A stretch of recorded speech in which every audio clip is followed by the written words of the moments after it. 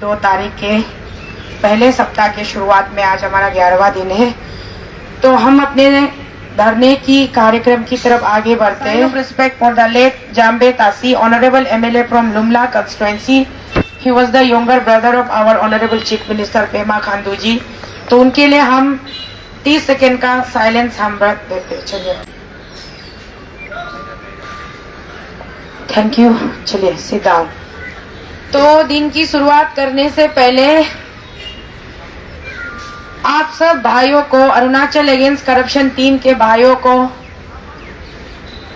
अपने राज्य में, अरुणाचल प्रदेश राज्य में आपके समर्थन में, आपके मुहिम के समर्थन में हमारे राज्य में कल नवंबर महीना का पहला तारीख था और नवंबर महीने के पहले तारीख में हमारे राज्य में विभिन्न जाति से, विभिन्न धर्म से, कोई ऊंच नीच नहीं, कोई गोरा काला नहीं, कोई अमीर गरीब नहीं, कोई मर्द औरत नहीं, हर तरीके से, हर विभाग से लोग कल अपने अपने घरों से निकल के, सड़क पर निकल के आए और हम सब के नाम, अरुणाचल अगेंस्ट करप्शन के नाम श्रद्धांजलि देते हुए, एक रिस्पेक्ट देते हुए उन्होंने एक दिन का पद यात्रा किया नाहरलगन से ईटानगर तक।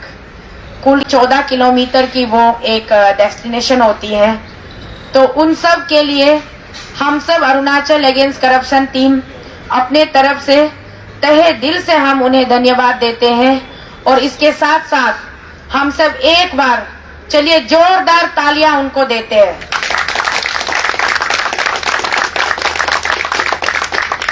Thank you people of Arunachal Pradesh.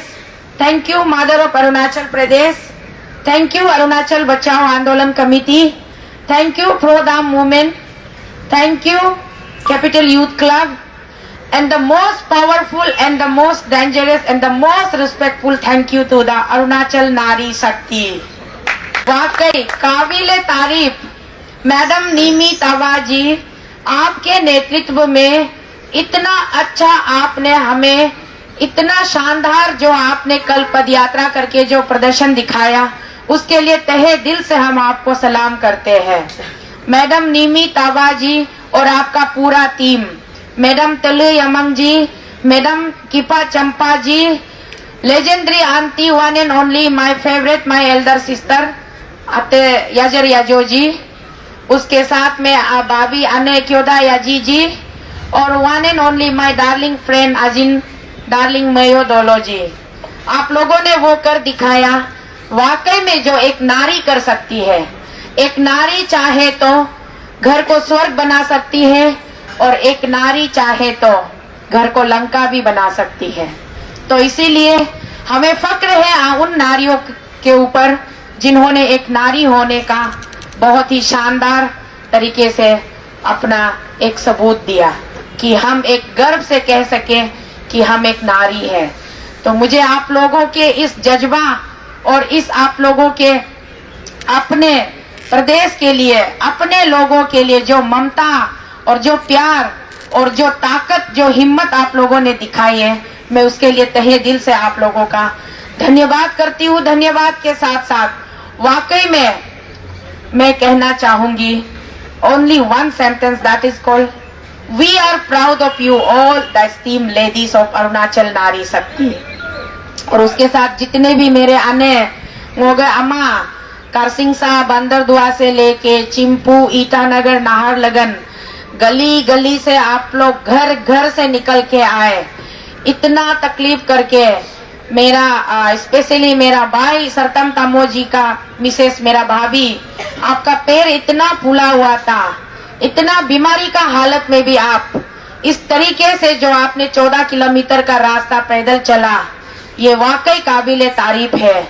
और मैं दुआ करती हूँ उस ऊपर वाले से कि आपको शक्ति दे, सामर्थ दे और आपकी बीमारी से आपको जल्दी छुटकारा मिले। उसके साथ साथ जितने भी मेरे वेंडर्स आने लोग हैं, जितने भी रजिस्टर्ड, नॉन रजिस्टर्ड वेंडर्स, जितने भी वेंडर्स आने लोग हैं, आप लोगों का भी मैं धन्यवाद कहना चाहूंगी कि एक दिन के लिए आपने अपने पेट को काट कर पेट में कपड़ा बांधकर अपने कारोबार को छोड़कर आप लोग सड़क पर निकले और अरुणाचल अगेंस्ट करप्शन टीम को समर्थन देने के लिए आप लोगों ने इतनी दूर की पदयात्रा की और पसीने में भिगोकर खुद को एक दिन ये महसूस करके देखा कि हम लोग 1900 किलोमीटर कैसे चले थे। तो बहुत बहुत धन्यवाद आप सबका। और जितने भी अरुणाचल के जो सोशल मीडिया में हमारे जब भी कार्यक्रम होता है, कोई भी वीडियो चलती है, तो वीडियो के कमेंट सेक्शन में आकर के हमें नौटंकीबाज कह रहे थे। मैंने आप लोगों को day before yesterday media briefing के जरिए मैंने आप लोगों को चुनौती दी थी कि अगर है हिम्मत तो एक दिन के लिए पैदल चल के दिखाओ। तो कितने लोग मेरे चुनौती को स्वीकार करके वहां पहुंचे होंगे मुझे इसका अभी पता नहीं है, या फिर कहीं नहीं भी पहुंचे होंगे, या फिर सब निकले होंगे जिन जिन लोगों ने हमारा मजाक उड़ाया था। तो आप सबको भी धन्यवाद कहना चाहूंगी कि आप लोग कम से कम एक दिन अगर चले होंगे तो बहुत बहुत शुक्रिया आपका, और अगर नहीं चले होंगे तो उससे भी बड़ा वाला शुक्रिया, क्योंकि आप मैदान छोड़कर पहले भाग गए।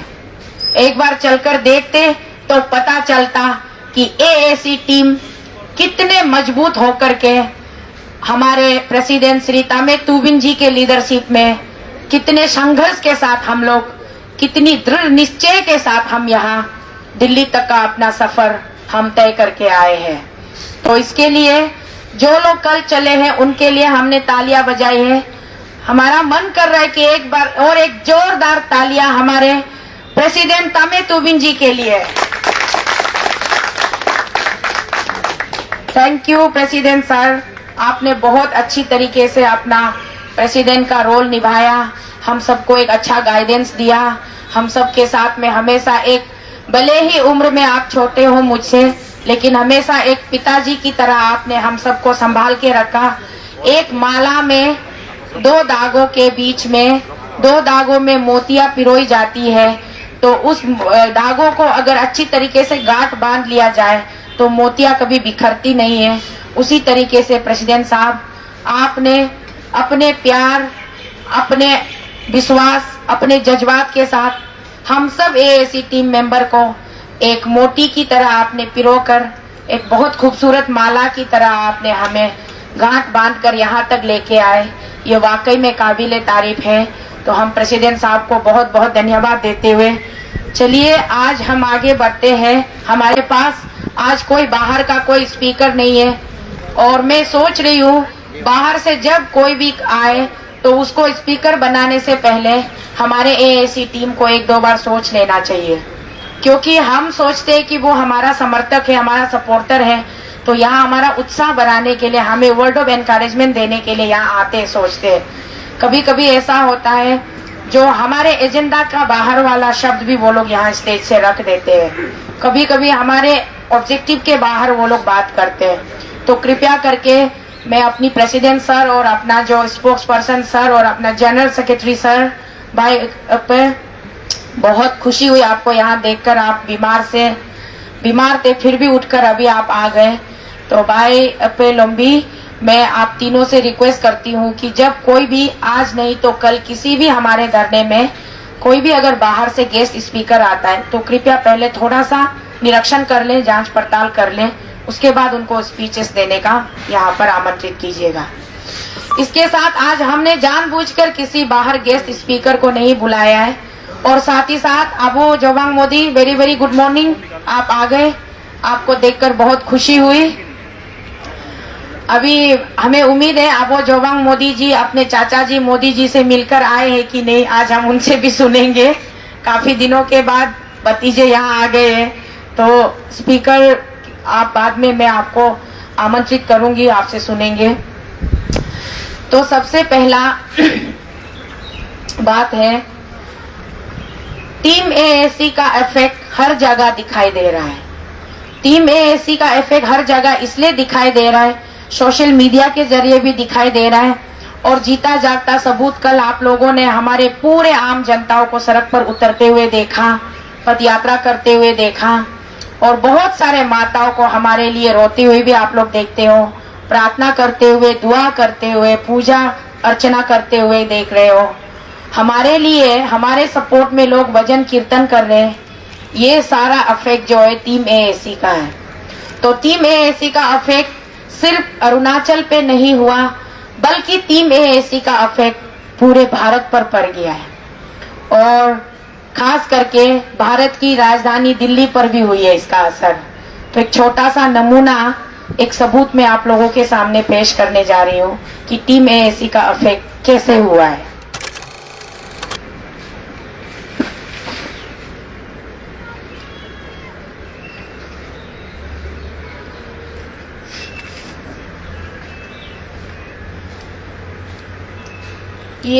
ये मुझे कल एक गुमनाम चिट्ठी मिली है दिल्ली के हमारे एड्रेस में। दिल्ली वालों ने हमारा पता भी ढूंढ लिया है और हमारे रेंटेड वाले फ्लैट के एड्रेस पे ये कल हमें एक चिट्ठी मिला है, लेकिन ये चिट्ठी भेजने वाला गुमनाम है। आगे पीछे इसका कोई पता नहीं है। यहाँ ऊपर क्लियर कट हमारा नाम लिखा गया है, तोको शीतल, और हमारा पता लिखा और हमारा मोबाइल नंबर लिखा। तो इस चिट्ठी के अंदर जब हमें पोस्टमैन का कॉल आया कल मॉर्निंग, मैं तो घबरा रही थी कि भाई अब भाई पेमा खांडू जी ने हमें क्या भेज दिया होगा अरुणाचल से, कहीं फिर से सम्मन तो नहीं भेज दिया या फिर इस बार वारंट ऑफ अरेस्ट तो नहीं भेज दिया। फिर भी मैं मुस्कुरा रही थी कि चलो क्या है देख लेते हैं। तो हमने अपने हस्बैंड जी और हमारे एक भैया जी से बोला कि पोस्ट ऑफिस जाकर ये लेटर कलेक्ट करके लेके आइए। तो दोनों आए और आकर दोनों ने मुझे मजाक किया कि आपको अभी पुलिस स्टेशन जाना है। मैंने कहा शौक से चलेंगे, उसमें क्या है। तो क्या हुआ, जब मैं लेटर खोलकर देखती हूँ, ये लेटर है, टाइपिंग किया वाला लेटर है। इस पे लिखने वाले ने अपने बारे में कुछ नहीं लिखा, नाम पता नहीं लिखा, लेकिन इस लेटर में क्या लिखा वो मैं रीड आउट करके आप लोगों को सुनाती हूँ। इस लेटर में लिखा है, Since you are raising the issue of hydropower scheme, it also to inform you that presently hydro project cancellation scheme is also going on, which is mainly done by R.K. Joshi, CE Hydropower. Monitoring, which may be at the direction of government. Learn that most of the developers have spent some money on project, but now banks are not giving loan to the companies and the government is helping them by cancelling the projects, by giving them chance to go to court for recovery of their money and extra from state government. One example is that one Patel Engineering's project in West Kameng district have been cancelled and the company has filed case against Arunachal government claiming of rupees 2000 crore. There are many other cases also and the total may result in collapse of state economy. देखिए ये क्या कह रहा है, अगर पूरा calculation किया जाए तो पूरा स्टेट का इकोनॉमी कोलैप्स हो सकता है। कितनी गंभीर, बहुत ज्यादा सीरियस बात है ये। They are not cancelling the projects after giving notice in case of many companies who come and meet them. You can do further research on this to find out whether it is true or not. ये हमसे कह रहे कि आप अपने तरफ से भी पता लगाइए कि हम जो बता रहे वो गलत है कि सच है। Heard, सुना गया, that this was confirmed by Union Power Minister Sri R.K. Singh ji during a meeting and directed the state government to suspend R.K. Joshi. हमारा जो केंद्र का जो पावर मिनिस्टर है आर.के. सिंह जी ने एक मीटिंग में उनको डायरेक्शन दिया हमारे स्टेट गवर्नमेंट को कि to suspend mister R K. Joshi and put him in jail. उनको सस्पेंड करके जेल में डालना है R K. Joshi. R K. Joshi ji, R K. Singh का ऑर्डर है आर.के. जोशी के लिए, दोनों ही आर.के. है तो कंफ्यूज ना हो। आर.के. सिंह जी ने ऑर्डर दिया है आर.के. जोशी को अरेस्ट करके सस्पेंड करके जेल में डालने के लिए। He also has corruption case in Uttarakhand when he was on deputation. ये जो आर.के. जोशी है इनका अगेंस्ट में भी करप्शन का केस चल रहा है उत्तराखंड में जब वो डेपुटेशन पर थे। Instead of taking action against R.K. Joshi, the government is appointing him to a constitutional post of chairman. जबकि उसको जेल में भिजवाना चाहिए था, बल्कि हमारे राज्य सरकार ने क्या किया, उसको सबसे ऊंचे पोस्ट पर रख दिया, चेयरमैन के पोस्ट पर। Electricity regulatory commission by ignoring more qualified Arunachali candidates. इस शख्स का कहना है कि अरुणाचल में इससे कई काबिलियत वाले लोग हैं, उनको दरकिनार करते हुए इस चोर को, जिनको जेल में डालना चाहिए, इनको उल्टा उठा के सबसे ऊंचे पद पर रखा गया।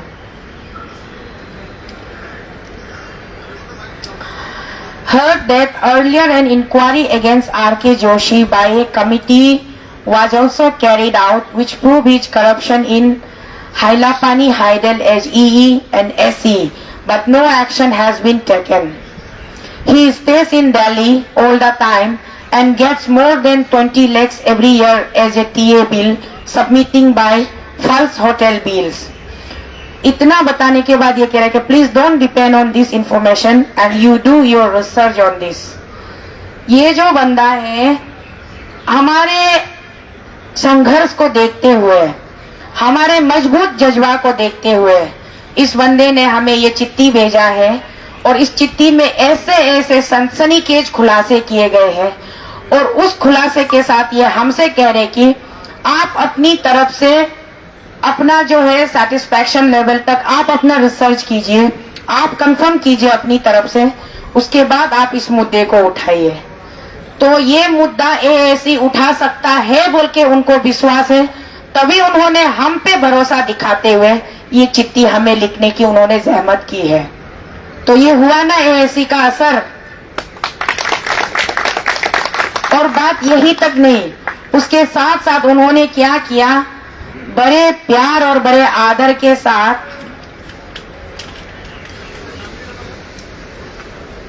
ये देखिए, ये पैसा उन्होंने मुझे डालकर भेजा, और यहाँ पर भी टाइप राइटिंग किया, token of appreciation for your struggle.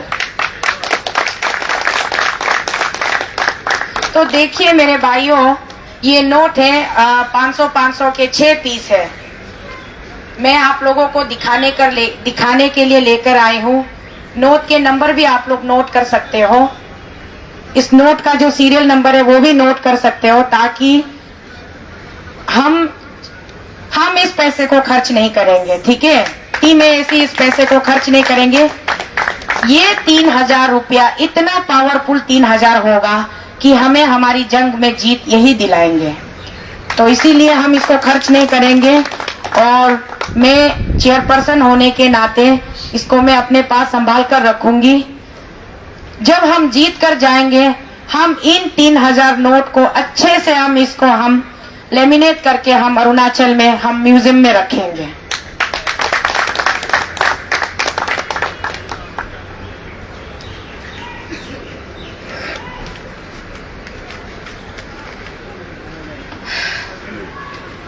तो देखिए मेरे दोस्तों, मेरे भाइयों, टीम एएसी का असर दिल्ली पर भी पड़ गया, और टीम एएसी का असर पूरे भारत वर्ष में अभी फैलने वाला है।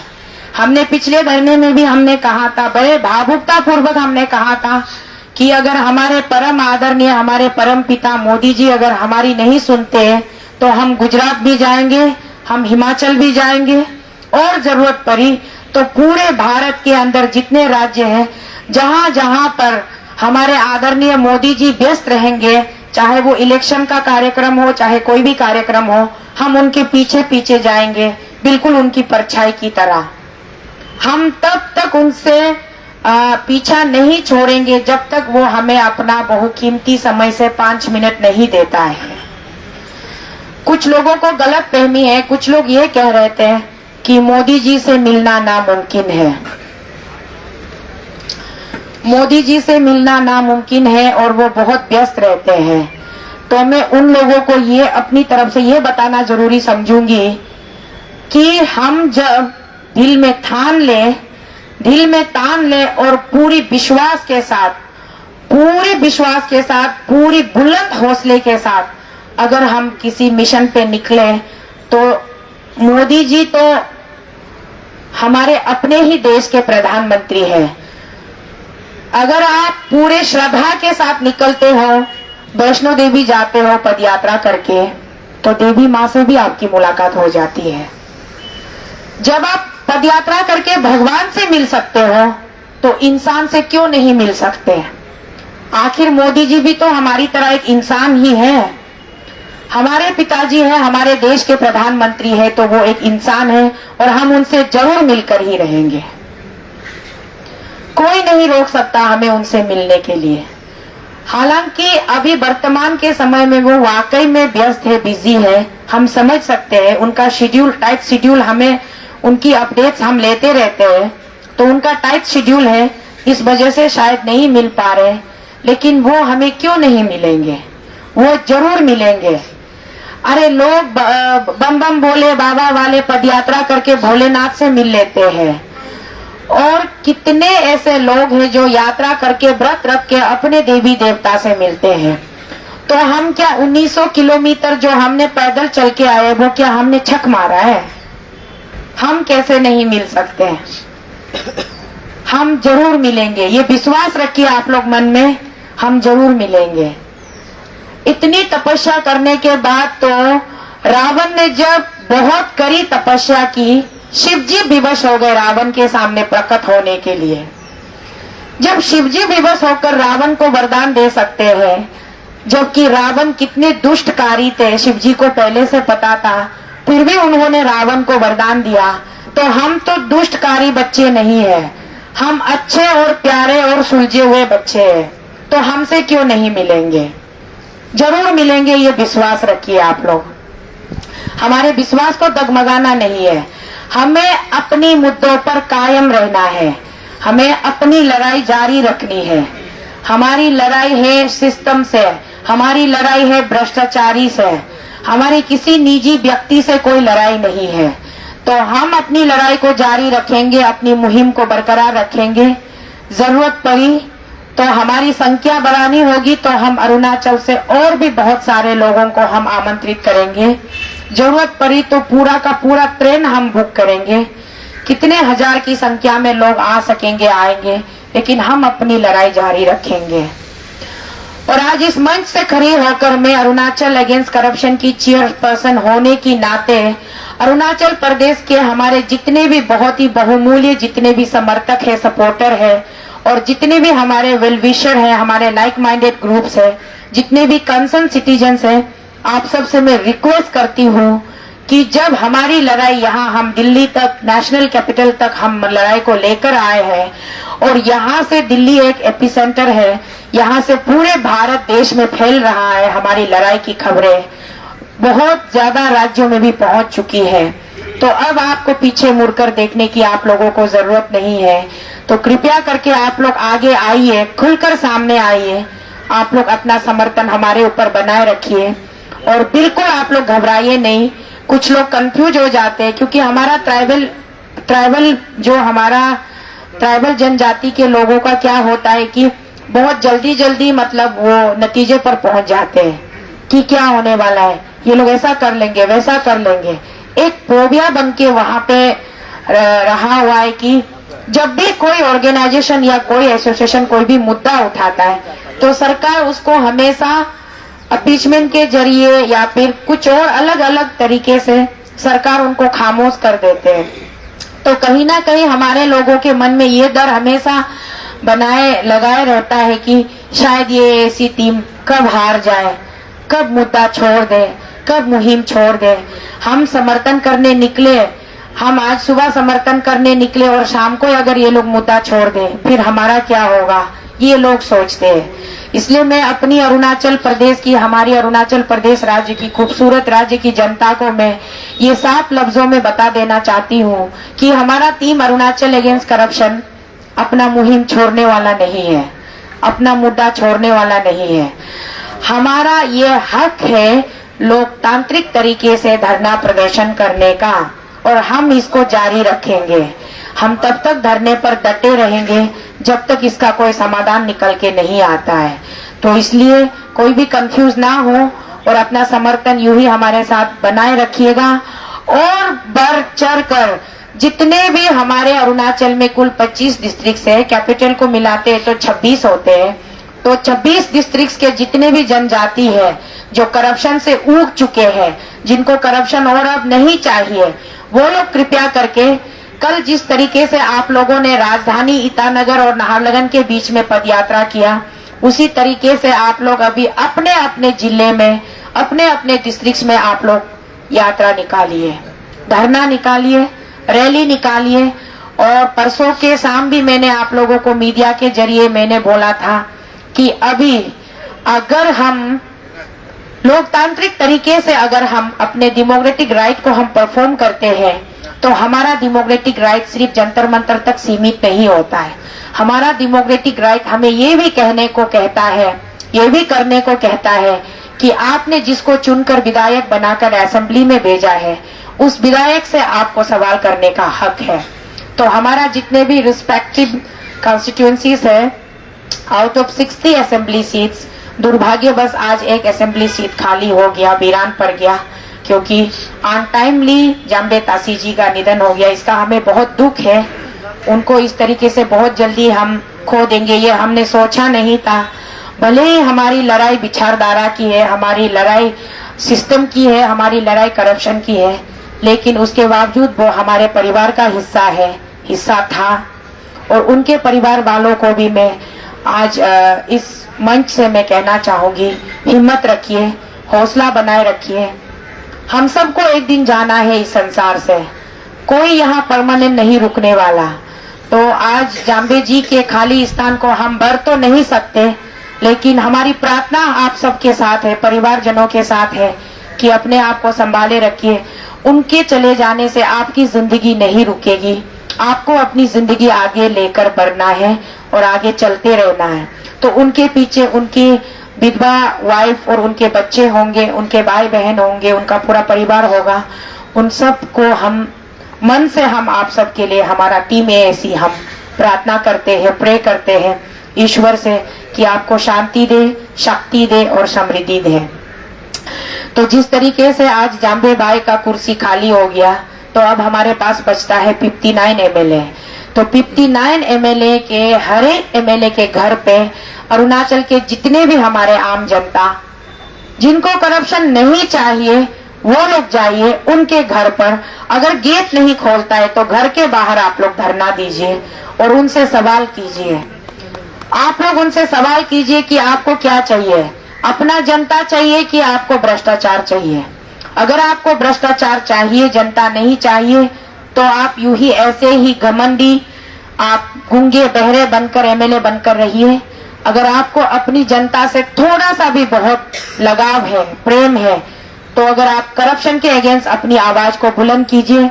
और जो करप्शन जो राज्य में चल रही है, उसमें केवल एक मुख्यमंत्री का ही कारनामा नहीं है, उसमें पूरे 7 एमएलए की भागीदारी है। तो 7 एमएलए को हर एक आम जनता सवाल कीजिए और उनको घेरिएगा। अगर बात नहीं मानते हैं तो अपने अपने एमएलए से इस्तीफा डिमांड कीजिए, एमएलए का रेजिग्नेशन मांगिए, क्योंकि सीएम का रेजिग्नेशन मांगने का हक एमएलए के पास होता है, हमारे पास नहीं है। लेकिन एमएलए का रेजिग्नेशन मांगने का हक हमारे पास है, क्योंकि हमने उनको वोट देकर जिताया है। तो मैं अरुणाचल की जनता से अनुरोध करती हूँ, पीछे नहीं हटना है। अभी जितना आप लोग आगे निकल कर आ गए हो, प्लीज आगे बढ़ते रहिए। और वाकई में जो एमएलए आपके कंस्टिट्यूएंसी में डेवलपमेंट्स काम कर रहे हैं, उनसे तो कुछ बोलने की जरूरत नहीं है।